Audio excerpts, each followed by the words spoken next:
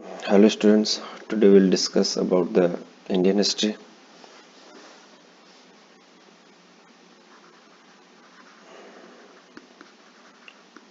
और ये जो इंडियन हिस्ट्री का पोर्शन हमने लिया है, ये लिया है आरबीएससी बोर्ड से। आरबीएससी बोर्ड की 10th क्लास की एसएसटी का सेकंड चैप्टर है। Okay, so will discuss about this chapter. और इस चैप्टर का जो नाम है वो है India during the struggle period. तो इंडिया का जो स्ट्रगल पीरियड था वो कैसा था, इसको विल डिस्कस टुडे। और इसके अंदर जो सबसे पहली बात हम करते हैं वो है कि इंडिया पर जो अटैक हुए थे, कौन कौन से अटैक हुए थे, किसने किए थे, और what was the effect on India of this attack. In attacks का जो इंडिया पर क्या इफेक्ट पड़ा था, इन चीज़ों को हम समझेंगे। तो देखो, सबसे पहले हम इसमें बात करते हैं कि मिडिल एशिया की। ये है मिडिल एशिया, ये है इंडिया का मैप है। ये जो इंडिया का मैप है ये 700 एडी के आसपास का है। तो इसमें हम ये बात करते हैं, ये है मिडिल एशिया। अब जो मिडिल एशिया है, इसमें यहाँ से जो इंडिया पर अटैक हुए थे वो एक तो अरेबियन, देन मुस्लिम, ये अटैक का एक सीक्वेंस था। और ये जो मैं बात कर रहा हूँ, ये मैं बात कर रहा हूँ मिडिवल हिस्ट्री की, मिडिवल हिस्ट्री की। बिकॉज ऑफ ये चैप्टर जो है ये आपके मिडिल हिस्ट्री से शुरू होता है और मिडिल हिस्ट्री के लिए है। तो हम ये बताना चाह रहे हैं कि इसमें जो मिडिल एशिया था, उसमें सबसे पहले इस्लाम इस्लाम रिलीजियस का ओरिजिन हुआ। इस्लाम रिलीजियस का जो ओरिजिन हुआ, ये हुआ था मोहम्मद पैगंबर के थ्रू। मोहम्मद पैगंबर मोहम्मद पैगंबर के थ्रू हुआ। और ये जो मोहम्मद पैगंबर के थ्रू हुआ, तो इसमें एक इम्पोर्टेंट पॉइंट मैं आपको बता देता हूँ कि इनका एक कैलेंडर स्टार्ट हुआ जो 622 एडी। आप जानते हो जो टाइमलाइन है वो माइनस में चलती है और प्लस में चलती है और जीरो से स्टार्ट। तो जीरो है, उसके माइनस में जाएंगे तो हम बीसी यूज करते हैं, और इसके प्लस में जाएंगे तब हम एडी स्टार्ट करते हैं, यानी एडी ऐड करते हैं। ठीक है, तो 622 एडी में जब मोहम्मद साहब मक्का से मदीना गए थे, तो उस वहां से इनका एक कैलेंडर शुरू हुआ जिसको बोलते हैं हिजरी संवत। हिजरी संवत। ओके, सो ये तो मिडिल ईस्ट की बात करते हैं। और इस्लाम का जो है वो इस्लाम जो है वो जनरेट हो चुका है, ओरिजिन हो चुका है। अब इस्लाम की बात करते हैं, तो हम ये देखेंगे कि इस्लाम के ओरिजिन के बाद यहाँ पर एक टाइटल यूज किया गया। इस टाइटल का नाम था, टाइटल जो यूज किया था इसका नाम है खलीफा। ठीक है, और ये भी आएगा। तो हम ये बात करते हैं, ये जो खलीफा वर्ड है इसको अभी डिस्कस करेंगे। तो हम यहाँ से स्टार्ट करेंगे कि जो इंडिया पर अटैक हुए ये इधर से, यहाँ से हुआ एक अटैक, तो और एक अटैक यहाँ से हुआ। यहाँ से सबसे ज़्यादा अटैक हुए। फिर क्वेश्चन ये उठता है कि सर यहाँ तो हिमालयी रेंज है, ये हिमालयी रेंज है, यहाँ से यहाँ तक फैली हुई है, तो इस पर अटैक कैसे हुए? क्या हिमालयी रेंज क्या ऊपर से आए वो? तो सर इसका आंसर ये होता है कि जब भी यहाँ पे बहुत सारी रिवर्स है, और जब भी रिवर्स किसी दो पहाड़ों के बीच में से निकलती है, ये लो दो माउंटेन्स के बीच में से निकलती है, दो माउंटेन्स के बीच में से निकलती है, तो एक वे बना लेती है। और ये जो वे होता है, इस वे को बोलते हैं पास। तो इस तरह से यहाँ बहुत सारे पास बने हुए हैं जिनके थ्रू एक जगह मिलती है और वो इंडिया में एंटर आराम से कर जाता है। तो ये जो एंटर हुए, इसके लिए इम्पोर्टेंट जो पास है वो है एक तो बोलन पास, एक है खैबर पास। ये इंपॉर्टेंट पास है जहाँ से सबसे ज़्यादा अटैक हुए। तो ये यहाँ पर बने हुए हैं ये पास।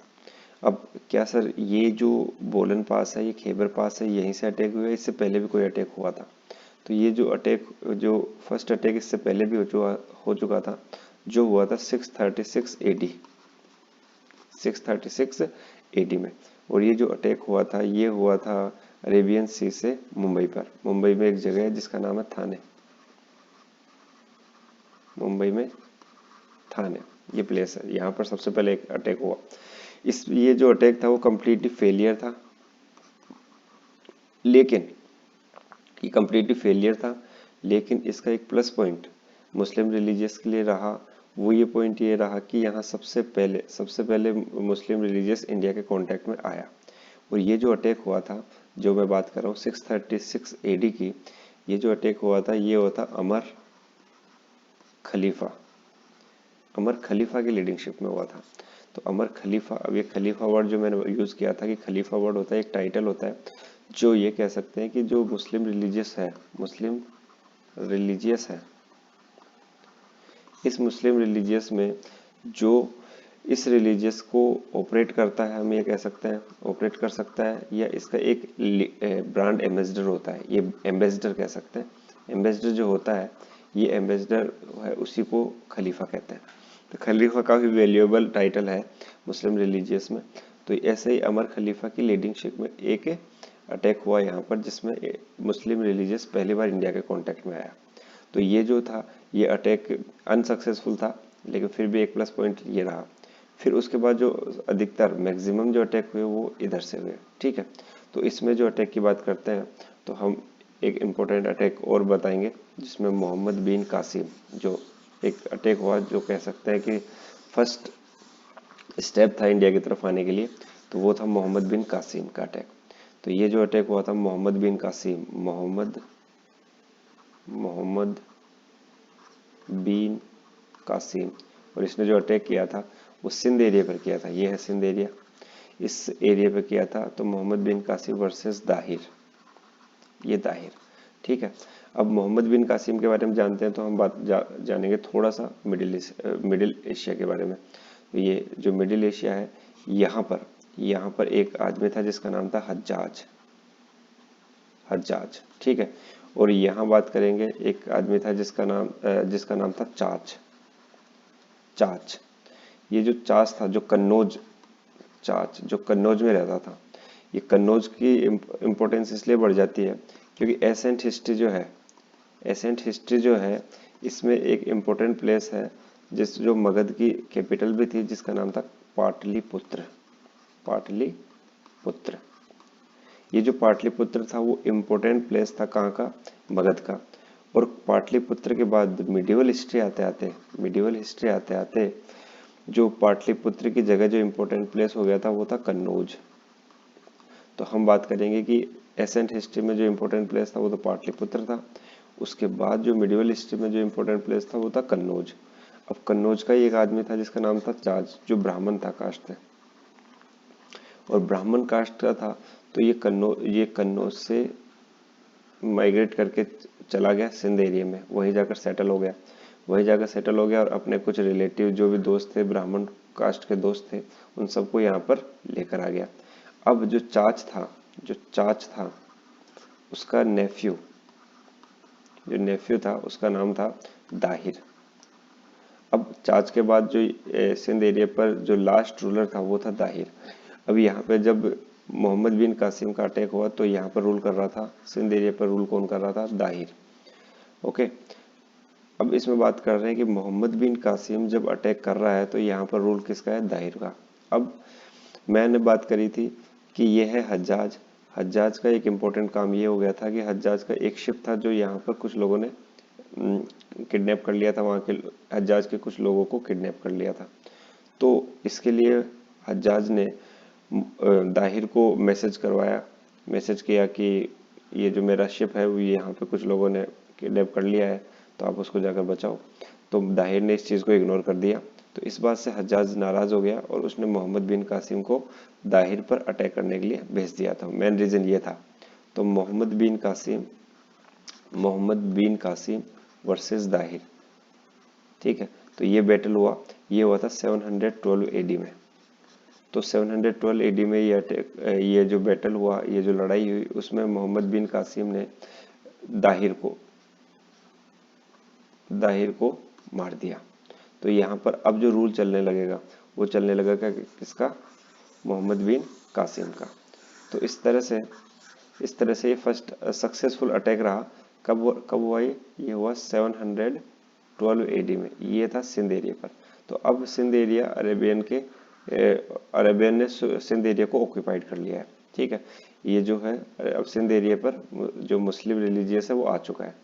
अब उसके बाद बात करते हैं दो आदमियों की। दो आदमियों की बात करते हैं जिसमें एक का नाम है अलप्तगीन और दूसरे का नाम है सुबुक्तगीन। सुबुक्तगीन, अलप्तगीन जो है इसका स्लेव था कौन? सुबुक्तगीन। और जो सुबुक्तगीन है उसके दो बेटे थे, एक का नाम था महमूद खिलजी, सॉरी महमूद गजनवी। ठीक है, गजनवी महमूद गजनवी। एक था इस्माइल। ठीक है, तो महमूद गजनवी जो था वो काफी एम्बिशियस पर्सन था। एम्बिशियस मतलब ये चाहता था कि मैं सब जगह रूल करूं। तो ये काफी एम्बिशियस पर्सन था महमूद गजनवी, और इसीलिए इसने अपने भाई जो इस्माइल था उसको भी मार दिया था। ठीक है, क्योंकि जो सुबुक्तगीन था उस सुबुक्तगीन का हमेशा अफेक्शन रहता था, अट्रैक्शन रहता था किसकी तरफ? इस्माइल की तरफ, क्योंकि वो ज्यादा इसके ऊपर फोकस करता था। इसलिए ये बात मोहम्मद जो गजनवी था वो काफी परेशान रहता था इस बात से, और उसने इसको मार दिया था। अब मैं बात करता हूँ स्लेव का मतलब क्या है। देखो, मिडिल एशिया में एक ट्रेंड चलता था कि जो भी अमीर होता था वो क्या करता था कि जो कुछ लोगों को परचेज कर लेता था, अपने अकॉर्डिंग परचेज कर लेता था। और जो परचेज करता था उसकी वजह से, जो परचेज करता था तो उसकी वजह से वो लोग उसके गुलाम बन जाते थे, स्लेव बन जाते थे। और यही गुलाम जो थे वो फ्यूचर में आगे चलकर स्लेव डायनेस्टी बनाएंगे, ठीक है, तो हम ये कह रहे हैं कि अलप्तगीन का जो गुलाम था, अलप्तगीन का जो स्लेव था वो था सुबुक्तगीन। और सुबुक्तगीन के दो बेटे थे, एक का नाम था महमूद गजनवी, दूसरे का नाम था इस्माइल। महमूद गजनवी एम्बिशियस पर्सन था, जो उसने अपने भाई को इस्माइल को मार दिया था। ये महमूद गजनवी है, ये वही है जिसने 17 टाइम इंडिया पर अटैक किया, और जो अटैक किया था ये इसने किया था 1000 एडी से स्टार्ट होकर 1027 एडी तक कंटिन्यूसली इसने अटैक करे, और इसने 17 टाइम अटैक किया। इसमें सबसे जो फेमस अटैक था इसका, ये 1025 एडी में हुआ है, और ये जो अटैक है इसको नाम से जानते हैं सोमनाथ अटैक, यानी इसने सोमनाथ टेम्पल पे अटैक किया था। ये जो टेम्पल है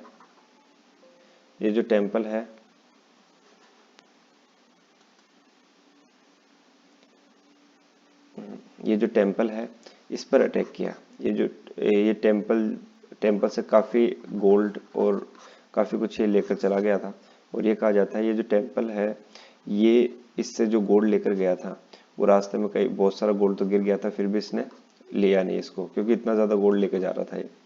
अब बात करते हैं ये टेम्पल कहाँ है। ये टेम्पल गुजरात में है। तो यहाँ से जो गुजरात है, यहाँ से तो गुजरात से ये टेम्पल को लूट कर और फिर वापस चला गया। ये लो, तो ये अटैक जो किया था ये मोहम्मद गजनवी ने 17 टाइम कंटिन्यूसली 17 टाइम अटैक कर दिया था।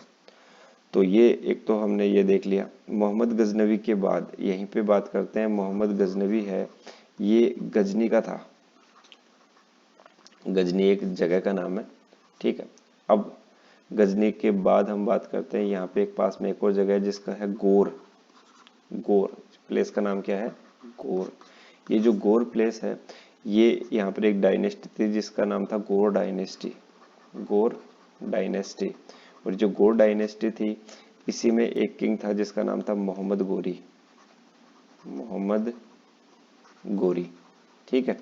अब ये मोहम्मद गोरी की बात करते हैं। इससे पहले मैं आपको कुछ इमेजेस दिखा देता हूँ। इससे पहले मैं आपको कुछ इमेजेस दिखाता हूँ। देखो ये इमेजेस, तो मैंने आपको बात बताई थी कि मोहम्मद बिन कासिम की। ये तो है मोहम्मद बिन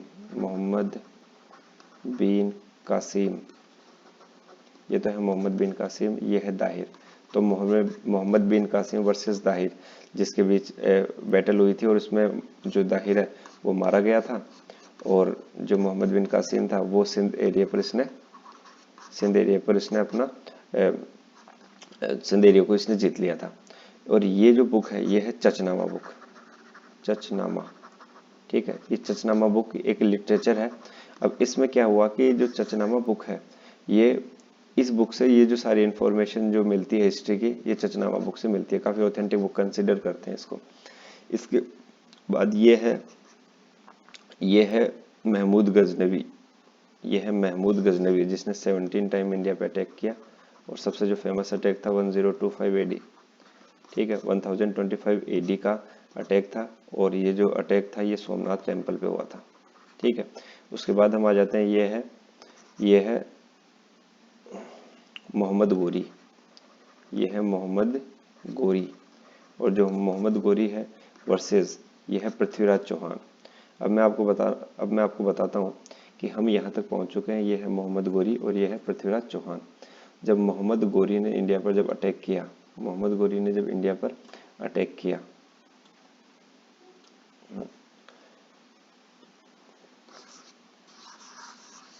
एक बार मैं इसको इरेज कर देता हूँ पूरे को। जब मोहम्मद गोरी ने जब इंडिया पे अटैक किया तो यहाँ पर एक जगह है जिसका नाम है अजमेर, राजस्थान में अजमेर, और यहाँ हो गई दिल्ली, ठीक है। तो अजमेर और दिल्ली ये दोनों जो जगह थी उस पर रूल करता था पृथ्वीराज चौहान। पृथ्वीराज जो चौहान था, पृथ्वीराज चौहान। अब पृथ्वीराज चौहान जो था उससे बैटल हुआ किसका, मोहम्मद गोरी का। जो मोहम्मद गोरी वर्सेस पृथ्वीराज चौहान। अब इसमें जो पृथ्वीराज चौहान है, ठीक है, इन दोनों के बीच जो बैटल हुआ वो हुआ था 1191 में, एक बैटल हुआ 1192 में, और एक आगे एक और बैटल होगा जो पृथ्वीराज चौहान से नहीं होगा, वो होगा जयचंद से, तो वो होगा 1194 में। तो ये बैटल था, इसका नाम था battle of Tarain, first battle of Tarain. इसको बोलेंगे सेकंड बैटल ऑफ तराइन। ये था बैटल ऑफ चंदावर, 1194 में हुआ था बैटल ऑफ चंदावर, और इसी को बोलते हैं बैटल ऑफ कन्नौज, ठीक है। अब ये जो है, जब मोहम्मद गोरी इंडिया में आया तब उस टाइम पे पृथ्वीराज चौहान रूल करता था, तो अब इन दोनों के बीच बैटल होना फिक्स है। अब 1191 में जो फर्स्ट बैटल हुआ उसमें मोहम्मद गोरी जो है वो बुरी तरह हार गया और पृथ्वीराज चौहान जीत गया, ठीक है। तो फर्स्ट बैटल में बैटल ऑफ तराइन जो हुआ था उसमें पहली बार पृथ्वीराज चौहान तो जीत गया और मोहम्मद गोरी हार गया, ठीक है। अब इसमें क्या हुआ था, मोहम्मद गोरी जो पृथ्वीराज चौहान की डिमेरिट्स, कमजोरी ये थी कि उसने मोहम्मद गोरी का पीछा नहीं किया, उसको जाने दिया। अब इसके बाद 1 साल बाद में मोहम्मद गोरी दोबारा अटैक करता है उसी जगह पे, और वो अपनी पूरी तैयारी के साथ वापस आता है। तो जब वो पूरी तैयारी के साथ वापस आता है तो 1192 में सेकेंड बैटल ऑफ तराइन होता है जिसमें पृथ्वीराज चौहान हार जाता है। अब इसमें एक इम्पोर्टेंट बात मैं आपको और बताना चाह रहा हूँ कि इसके अंदर ये है पृथ्वीराज चौहान, तो इस पृथ्वीराज चौहान के साथ दो आदमी और थे, जिसका नाम था, एक का नाम था गोविंद राय, यहाँ लिख देता हूँ मैं, एक का नाम था गोविंद राय और एक का नाम था खांडे राय। इन दोनों ने पृथ्वीराज चौहान का फर्स्ट जो बैटल हुआ था उसमें साथ दिया था, सेकंड में भी साथ दिया था, लेकिन सेकंड बैटल में जयचंद जो था, ठीक है, कन्नौज का जो रूलर था, उसने पृथ्वीराज चौहान का सपोर्ट नहीं किया था। इसका रीजन ये था कि पृथ्वीराज चौहान जो था उसने जो जयचंद की बेटी संयोगिता से मैरिज कर ली थी। इससे जयचंद काफी नाराज था और इसने इसका सपोर्ट नहीं किया था। और दूसरे फर्स्ट बैटल में तो गोविंद राय और खांडे राय ने सपोर्ट किया था, और सेकेंड बैटल में क्या हुआ था कि मोहम्मद गोरी ने गोविंद राय और खांडे राय को मार दिया था। तो इस वजह से ये पृथ्वीराज चौहान काफ़ी कमज़ोर हो गए थे और इस वजह से वो हार गए थे। तो 1192 में कौन हार गया? पृथ्वीराज चौहान। 1191 में फर्स्ट बैटल में कौन हारा था? घोरी। फिर उसके बाद जो जयचंद की जो मैं बात कर रहा हूँ उसके साथ मोहम्मद घोरी का, फिर मोहम्मद घोरी जो है उसका फिर वॉर होगा किसके साथ? बैटल होगा किसके साथ? जयचंद के साथ। जयचंद के साथ, ठीक है। अब जयचंद के साथ जब बैटल होगा तो इसमें जयचंद मारा जाएगा और मोहम्मद घोरी जीत जाएगा। क्यों? क्योंकि मैं आपको बता चुका हूँ कि जो कन्नौज था वो काफ़ी इंपॉर्टेंट प्लेस था, ठीक है। और मोहम्मद घोरी है जो कन्नौज पर अटैक करेगा। तो कन्नौज पर अटैक करेगा और जो बैटल होगा वो 1194 में होगा, बैटल ऑफ चंदावर, ठीक है। तो ये मोहम्मद घोरी की बात मैं आपको बता चुका हूँ।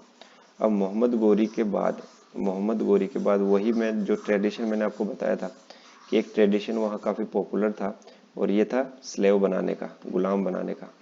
तो मोहम्मद घोरी का जो गुलाम था उसका नाम था कुतुबुद्दीन ऐबक। कुतुबुद्दीन ऐबक। और जो कुतुबुद्दीन ऐबक जो था ये मोहम्मद घोरी है और ये है कुतुबुद्दीन ऐबक, ये वाला जिसने कुतुब मीनार बनाया है जो दिल्ली में है। ये कुतुब मीनार बनाया है, किसने बनाया है? कुतुबुद्दीन ऐबक ने। और कुतुबुद्दीन ऐबक कौन है? इस मोहम्मद घोरी का गुलाम है कुतुबुद्दीन ऐबक। ये है कुतुबुद्दीन ऐबक, ठीक है। तो अब ये कुतुबुद्दीन ऐबक जो था वो मोहम्मद घोरी का गुलाम था। अब मोहम्मद घोरी का गुलाम था तो जो आगे का जो रूल थ्रोन जो गया था, ये जो थ्रोन था वो मोहम्मद घोरी से कुतुबुद्दीन ऐबक के पास चला जाएगा। अब कुतुबुद्दीन ऐबक की बात करते हैं तो इसने कुछ इंपॉर्टेंट काम इंडिया में किए थे, ठीक है। फर्स्ट तो इसने कुतुब मीनार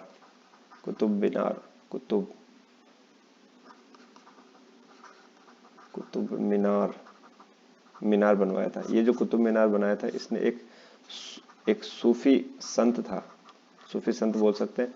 इनके जो रिलीजियस के जो गुरु होते हैं उसे बोलते हैं सूफी संत। तो सूफी संत था कुतुबुद्दीन मोहम्मद बख्तियार काकी। कुतुबुद्दीन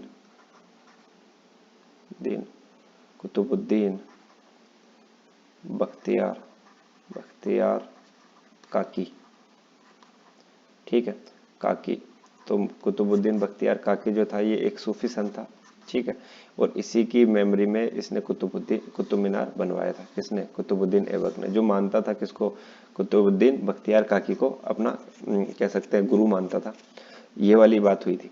उसके बाद कुतुबुद्दीन ऐबक ने कुतुब मीनार तो बनवाया लेकिन इसने एक काम स्टार्ट किया था, लेकिन कंप्लीट जो किया था वो इसके सन इन लॉ ने किया था, जिसका नाम था इल्तुतमिश। ये है इल्तुतमिश। तो इसने इस काम को कंप्लीट किया था।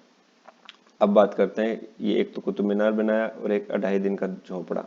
2.5 दिन का झोपड़ा ये कहाँ है?